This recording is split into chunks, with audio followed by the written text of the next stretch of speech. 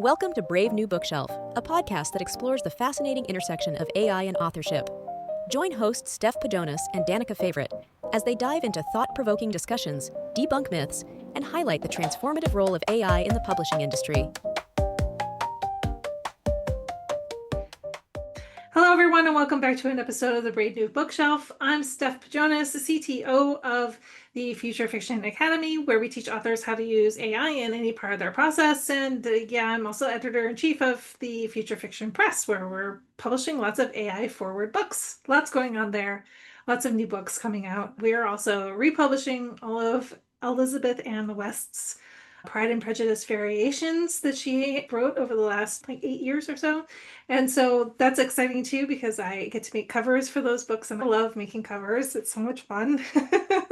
And I love Pride and Prejudice. So it's a dual joy for me, that's for sure. I'm going to hand off to my lovely co-host, Danica Favorite, because she is out and about and she's not at home, is she? No. So yes, you can all see the glorious, lovely hotel room at the Trade Winds in St. Pete Beach, Florida. And if you know that hotel, you know that I am at the NINC conference. It hasn't gotten underway yet. We'll do the first dinner tonight, which is going to be great. And very excited about that. So hopefully I'll come back with some learnings. I noticed they have quite a few sessions on AI this time, which is a pleasant surprise. Thank you to those at NINC who decided that putting some AI topics would be a good idea. I really like knowing that more and more people and organizations are becoming forward-thinking in AI. For those of you who don't know me and why I would be at NINC, I am an author who does qualify to be at NINC. I'm also the community manager at Publish Drive, and we are one of the sponsors of NINC. And so I'm here for doing NINC business and hopefully connecting with authors, talking to them about our products and services that we do at Publish Drive, which we do everything from helping you create the best metadata, book descriptions, and covers, all using AI, to distributing your books to the largest network possible.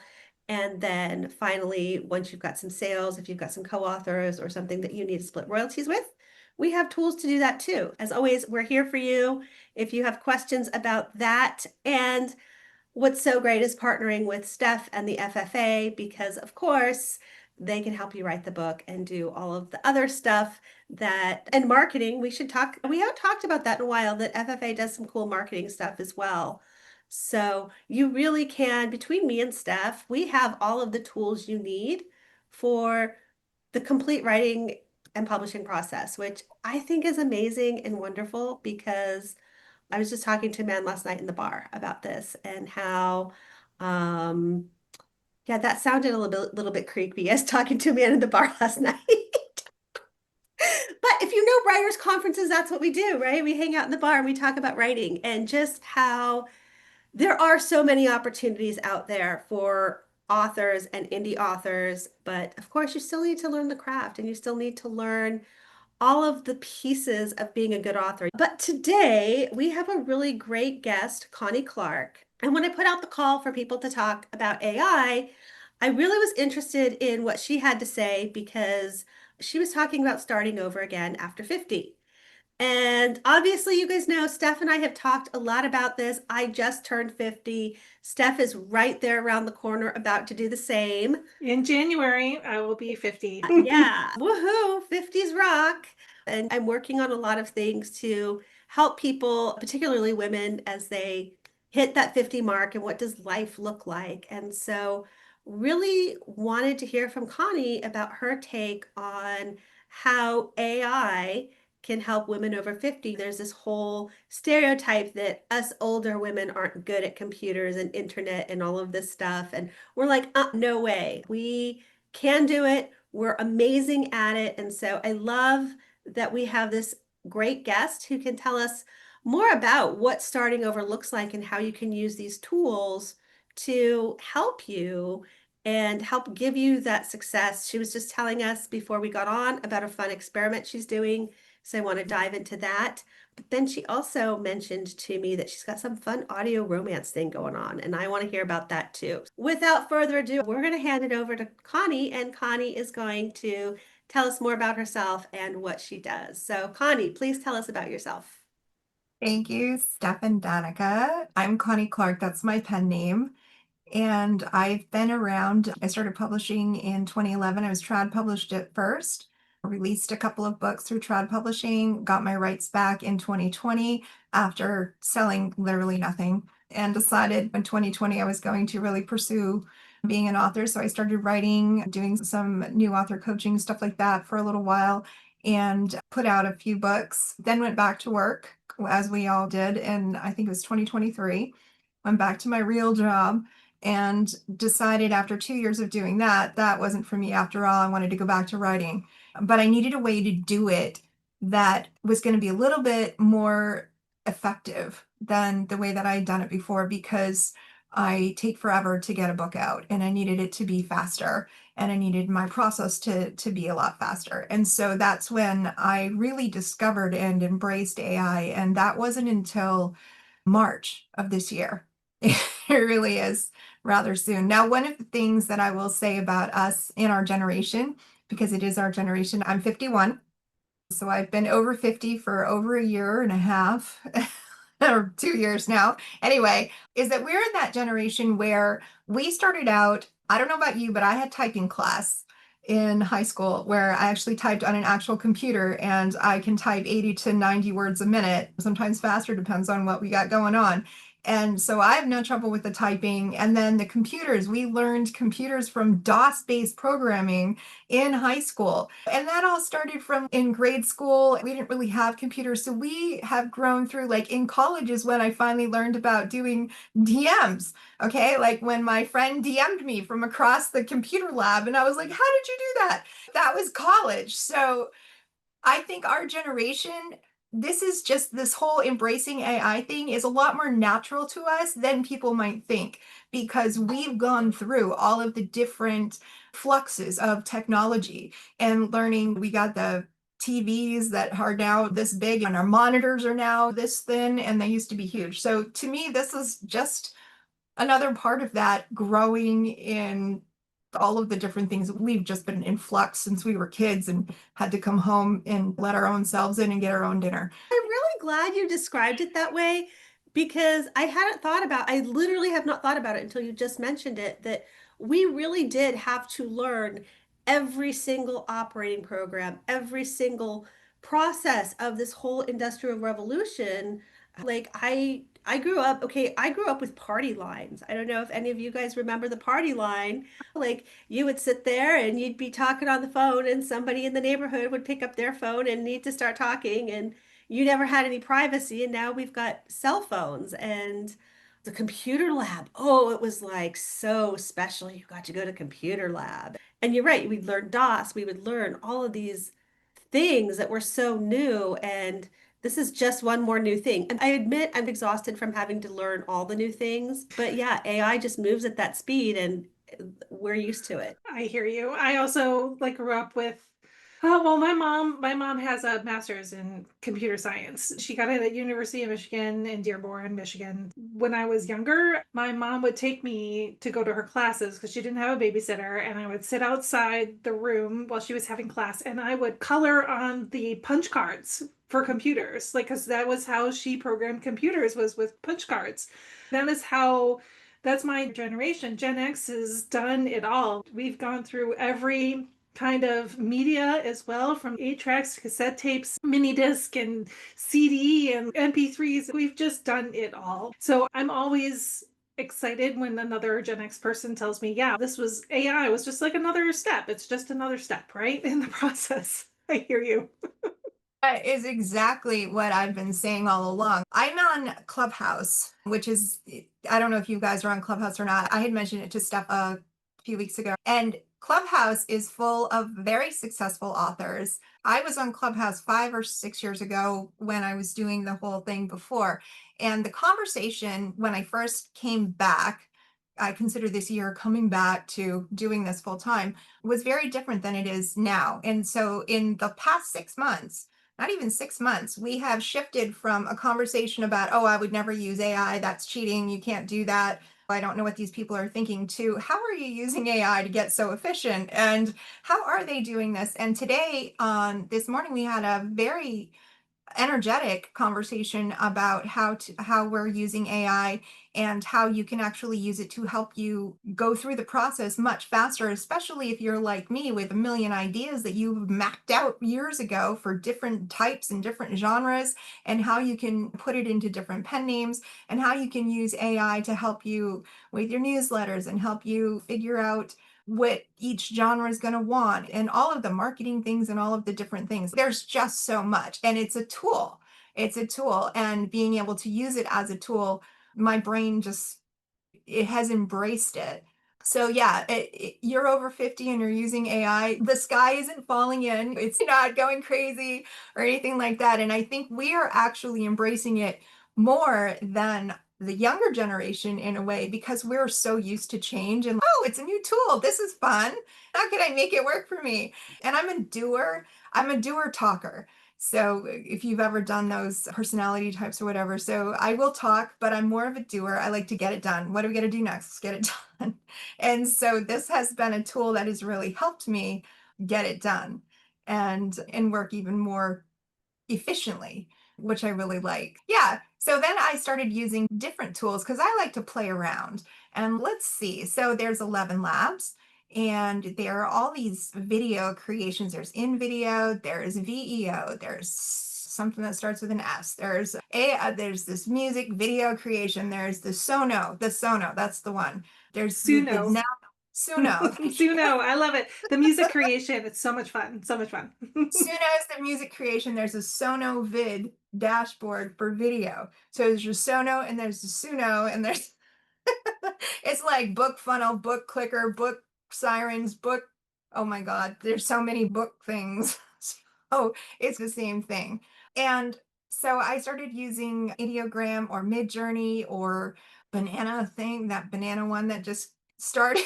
Even know all of these different ones for creating graphics. And I started out trying to use Claude to make some of my graphics. I have made my own covers since 2020-ish, when I realized how much cover design was going to cost me if I was trying to make covers for as many books as I had planned to create. And so I used Canva and BookBrush as my biggest tools on cover design and to make everything uniform. And I found BookBrush was a pretty good tool for keeping things uniform, but Canva was easier for removing backgrounds and manipulating images and things like that. So then I discovered Ideogram, and recently, now all the characters, you can keep your characters the same.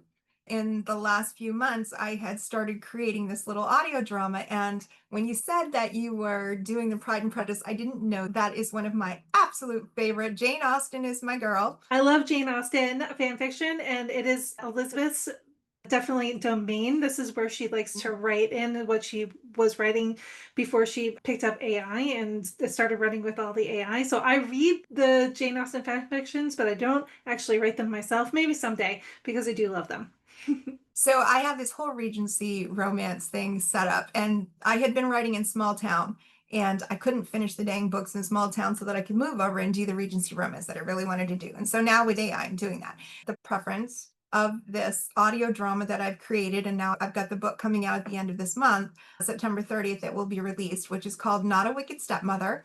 And it is Cinderella's stepmother. And she's not wicked. She's tired. And Cinderella was the only one she could get to do anything because the other two girls were worthless. And if you've been a mom of teenagers, you have had this fight with, and Cinderella being the oldest, she was one of those who felt duty bound that she had to go ahead and do what needed to be done. And so that's how I've approached this whole book. And so that's how I've approached the audio drama. So in the beginning of the audio drama, it's called The Chronicles of Lady Ashbourne, and you can find it on Clark Publishing House YouTube channel, which is my publishing house YouTube channel, which had 0 followers when I started it. And it probably has 20. I don't know. It doesn't have any followers. Nobody's discovering me. However, I do have over 3,000 views, so I don't know what the difference is, but somebody's looking at it. They're just not following, which is fine because it's a passion project of mine. And it started out pretty bad. I will admit the first few chapters of the audio drama are pretty rough. because I was figuring out how to do it and it was just a passion project. So I had Claude make the script of the chapters that I had written. And then I was like, can you change this and make it an audio drama script like an old BBC audio?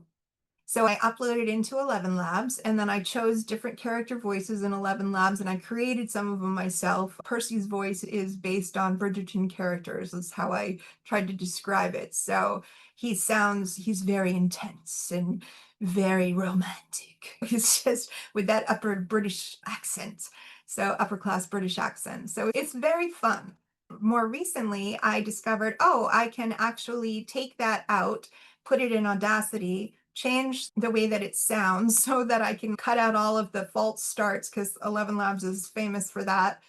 And so then I started doing that. And then I realized that I could actually plug in sound effects. So I started to do that. And then I started to realize that I could take some of the pictures because I created specific pictures for each one of the scenes in the audio drama on YouTube. And I could actually make them into videos.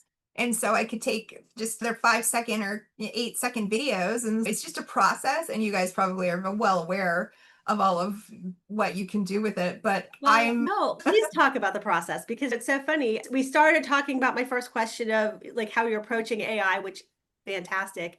And then like my next question was workflow. And I think the biggest question we get from our listeners is how exactly do you do that? You're breaking it down so well. So please keep telling us about this because I think this is exactly what the listeners want. I'm sitting here going, ooh, this is fascinating. I'm going to re-listen to this because it is so good. And I know you are like, I've only got 20 people on my YouTube, but I would encourage everyone to go and now that they're getting this process breakdown, go subscribe to it because this is fantastic. We're happy to hear it.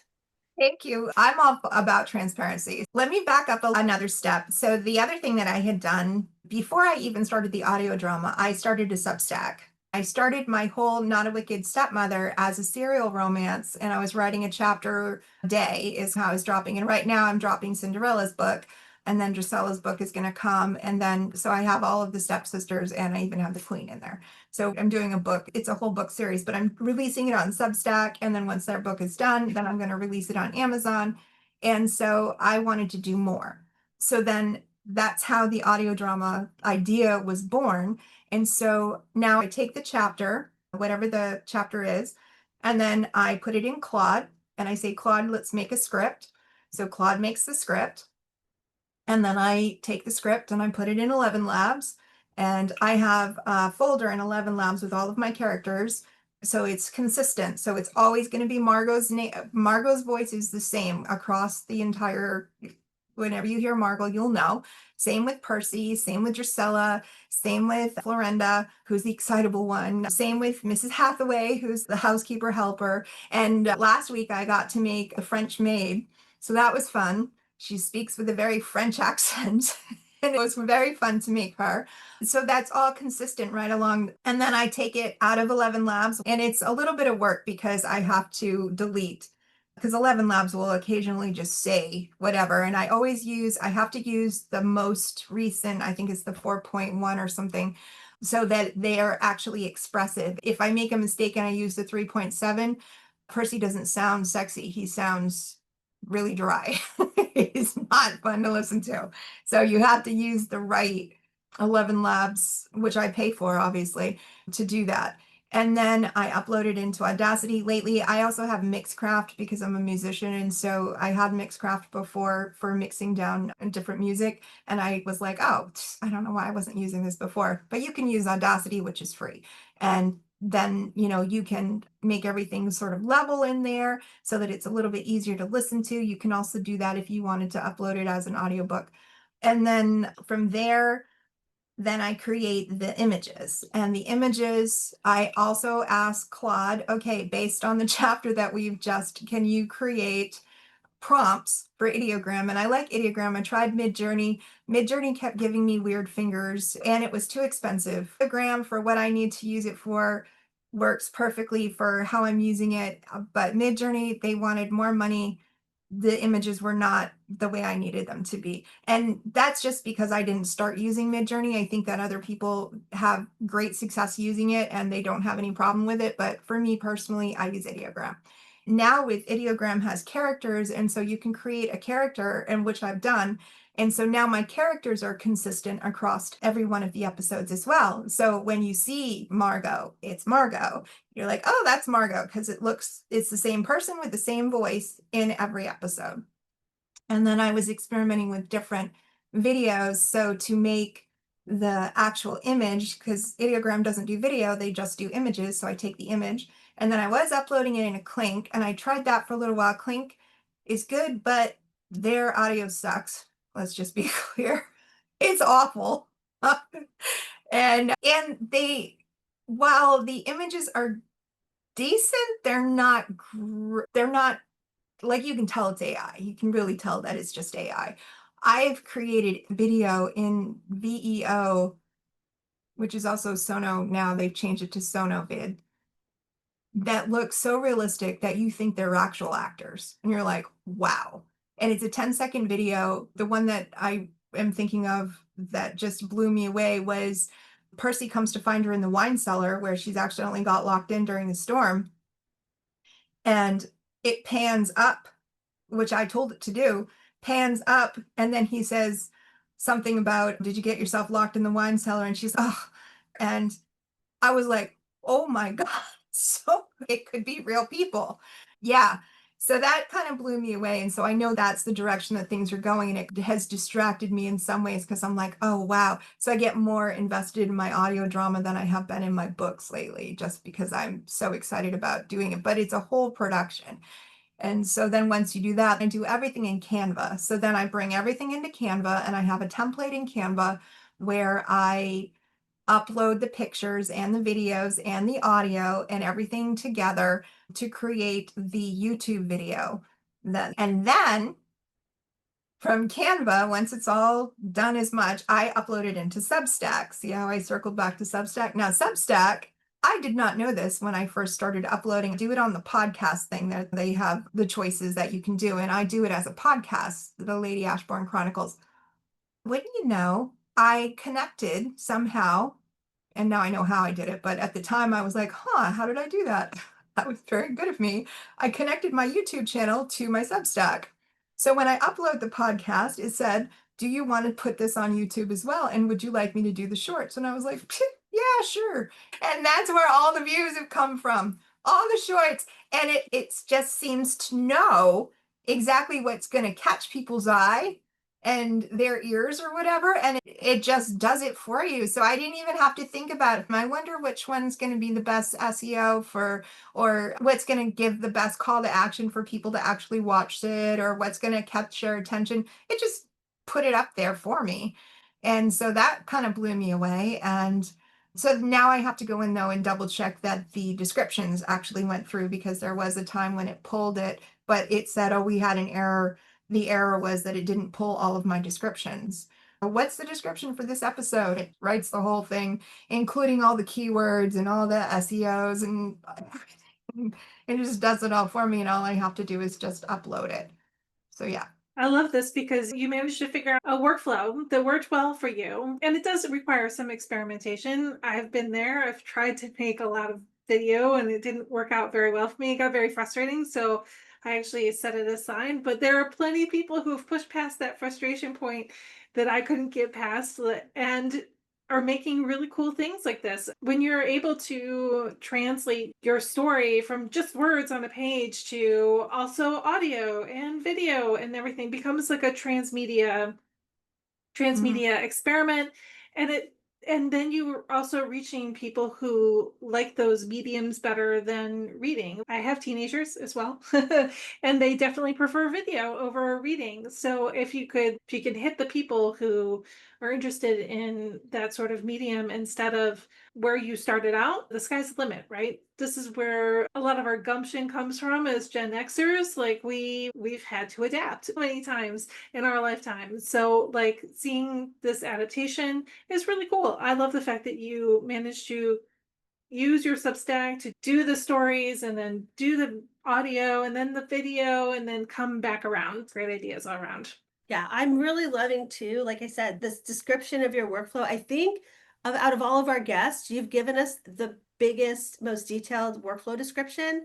And this is one I'm personally going to go back to because I am doing stuff on Substack and I do have my Substack and YouTube connected and I just haven't done a lot with it. And what you just described there, I'm like, oh my gosh, that is so easy. I can do that. And that's our hope for our listeners as well, to have those moments that they're listening and they think, oh my gosh, I can do that. Because YouTube for me is like this goal that's way out there. And I think you just gave me very simple tools that I didn't even think of, which is so silly because I know. And now I'm like, oh yeah, this is actually closer than I think. And that's always what Steph and I are always saying is like, there's always a gem that we're like, oh, I didn't know that. This is so cool. I'm really glad that you shared that with us because I think a lot of our listeners are going to come back and take a lot of notes. Yes, this is the Gen X superpower, right? We have to adapt.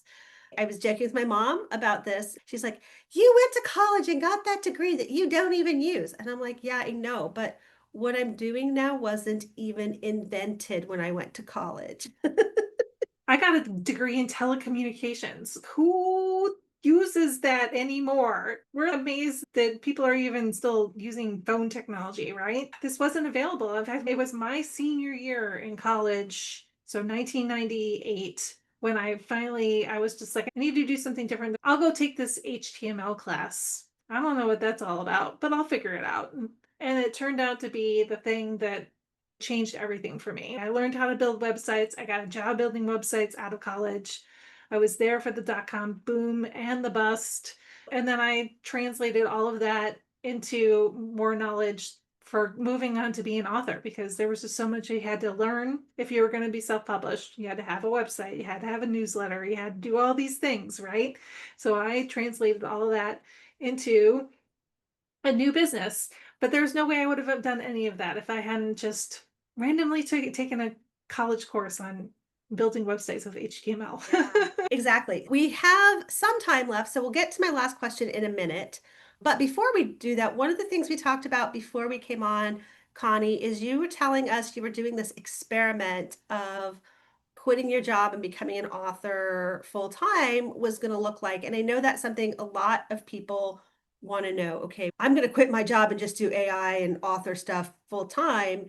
And for some people, we're like, yes. And some people were like, this is not a get rich quick scheme. This really is a lot of work and a lot of learning. I really would like to hear about your journey in that process of what that's looked like and some of that learning curve and how that experiment is going for you. Yeah, so in December, I had enough. I worked in corporate America. I was a banker, in banking and finance and insurance for the last 15 years.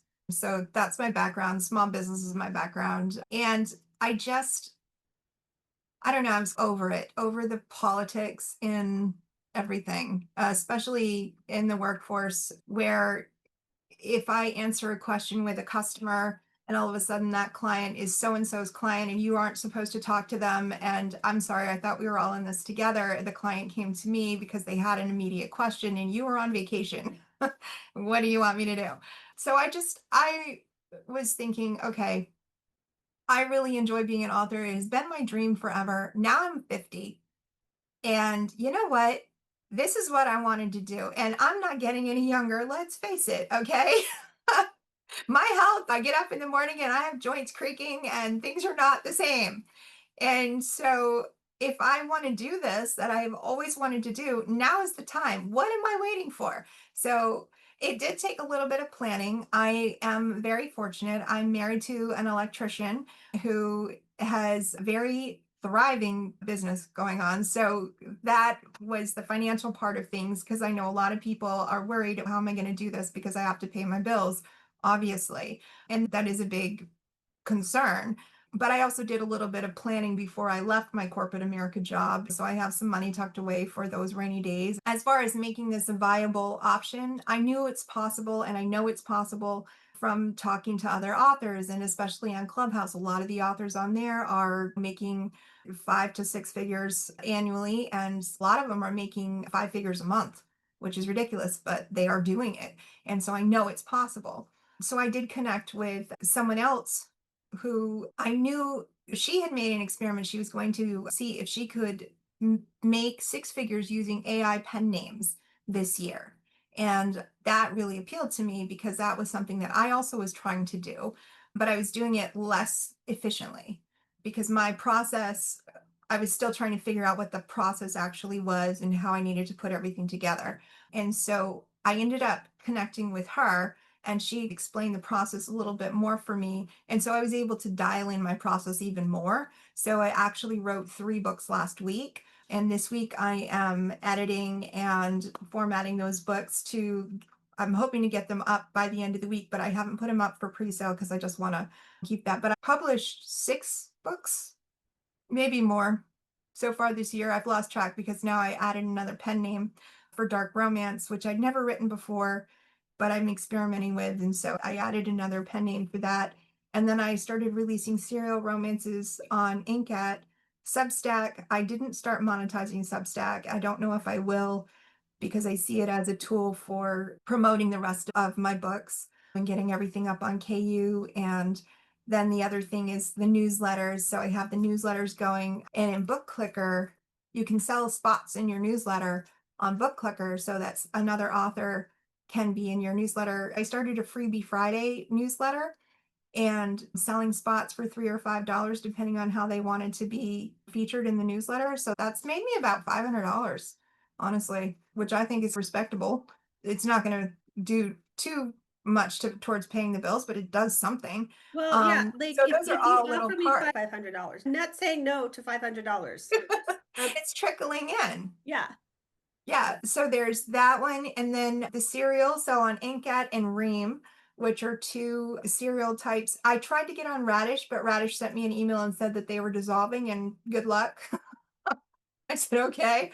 But I have subscribers who are actually paying on both of those other sites. And Ream is still fairly new. So I thought it's new and so am I. So I'll get on that bandwagon. And then, of course, getting on Amazon and then publishing both wide and in KU, which that's been pretty good. And then because of different connections, being in the clubhouse and so forth, I was able to get onto some of these groups where I was able to promote or get my book in these huge promotion deals that are going on. I got into a Zoe Bub and a Kink Your Kindle and a few of those, which exploded my sales. They exploded my book sales, but the freebie ones, the regular reads, it's very modest so far. So then I realized it's probably going to have to be, my dog is like right here now. It's okay. So- We're here for the dog, and those who are watching this on YouTube, you can see the dog coming in and out. I have been watching your dogs come in and out, and I am in love with your dogs. So for those of you listening, you might go check and watch out on YouTube if you're like me and love dogs. I've heard a lot of great things about Book Clicker. This is a really great way to grow your list. For everybody out there who's listening, you can do things like book funnel promotions. You can build your newsletter that way. You can get into sales promotions with Book Funnel and promote your books that way. There's just so many ways for you to build up your business. I love the fact that you were like, I'm done with corporate life. Let's move over and do this author stuff full time. And then you started growing your business from there. So this is Yeah. great. Love it. Love it. And I'm And impressed too, and this is why I'm really glad we talked about this today, because so many people say, oh my gosh, they make this rash decision of, oh, I'm going to quit my job, or maybe they've lost their job and they're like, okay, now I'm going to use AI and make $1 gazillion. And you came at it with a really solid plan of, this is how my bills are being covered. I've set aside money. I have support from a spouse. all of these things. Like this isn't, again, we're talking about six-figure incomes and things like that, but this isn't a get rich quick thing. This is a build it up over time. And that's something that you've really been showing us. And I really appreciate that. This is the biggest takeaway, I think, in terms of people who see this as a way to make money, particularly when you're seeing those ads on Facebook, oh, get rich doing Amazon. No, like those are scams. And Mm.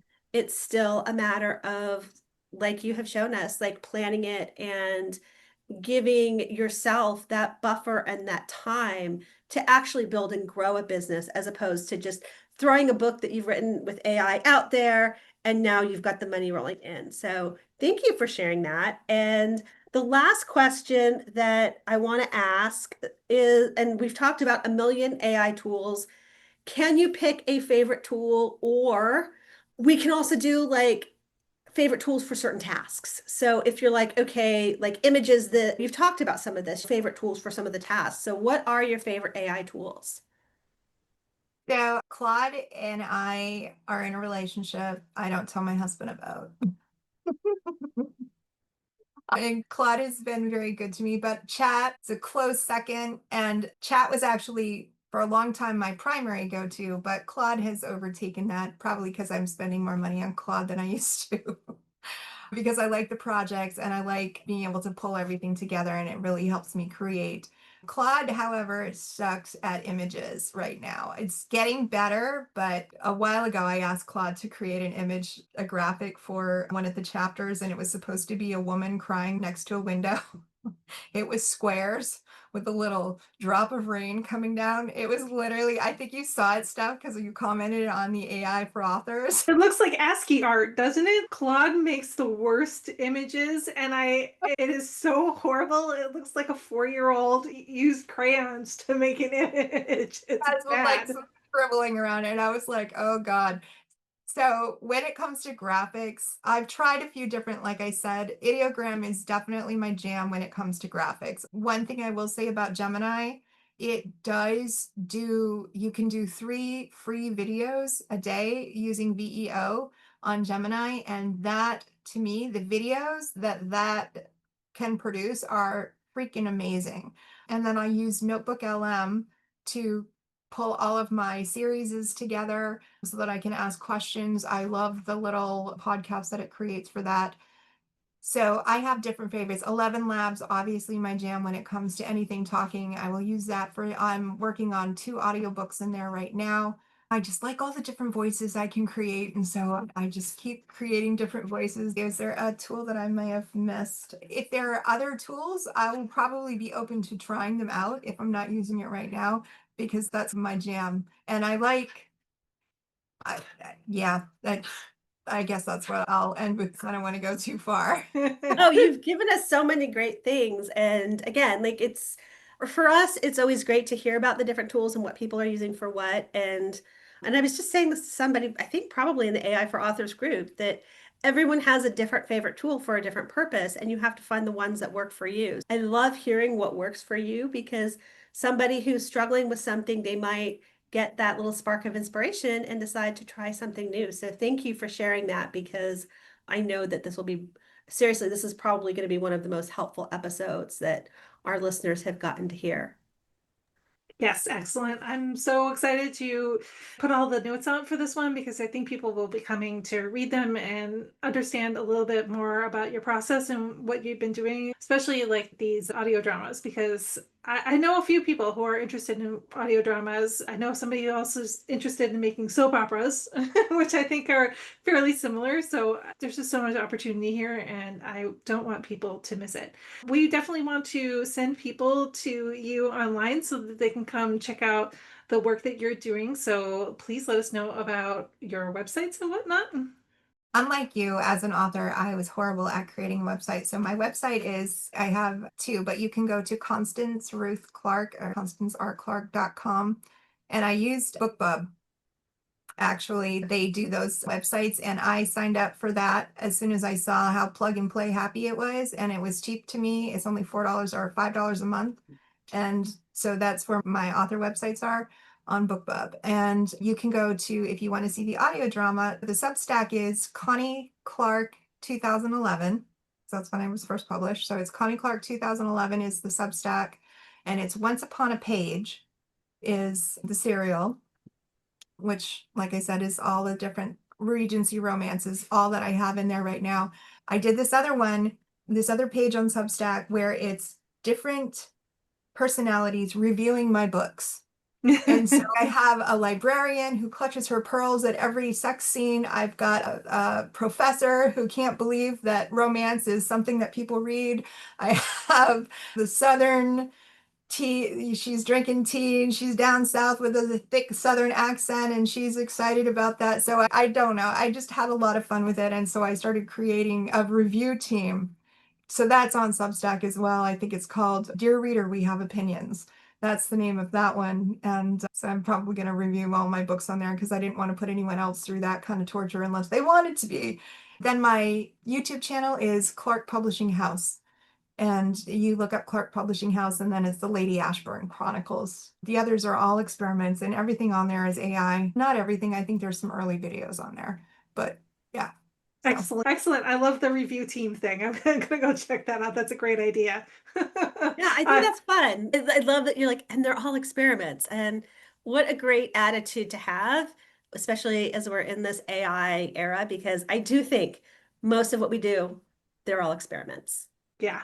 Everything is an experiment nowadays. And that's good because we're going to get a chance to succeed and fail. And then when you fail, you learn from that and you go on to do more things that will hopefully succeed as well. So I will go through and I'll find all of these websites and get them all into the notes for everybody who's listening.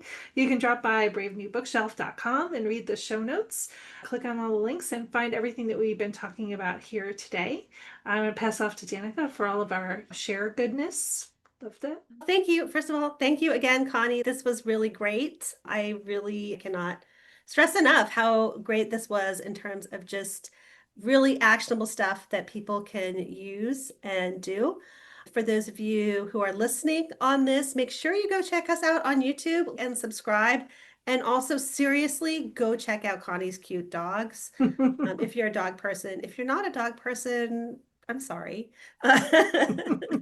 We're also on all of the different podcast channels, so make sure you listen and subscribe there. And if you're on Facebook, and subscribe to our Facebook page. And then, of course, make sure that you are liking and subscribing to Future Fiction Academy on their socials and their YouTube, which is fantastic and has a lot of good free lessons. Also, Future Fiction Press has some socials, so check those out. And then finally, check out the Publish Thrive socials as well. So lots of places to like and subscribe. And I know Steph and I both have Substacks and things like that. So seriously, lots of places to find us. Find us at all those places because you never know when we're going to drop some goodies. That's true. And if you want to get the show notes straight to your email inbox too, you can come subscribe to our newsletter. And I send those out usually the day after the episode airs. So come on by and subscribe to the newsletter as well. That's at bravenewbookshelf.com/subscribe. Okay, so that's it for us today. We're excited to keep moving through our fall and into winter here in the Northern Hemisphere. We have lots of other wonderful people to talk to coming up as well. So Connie, thank you so much for being here today. And from all of us here, we're going to say goodbye now. All right, bye everybody. Bye.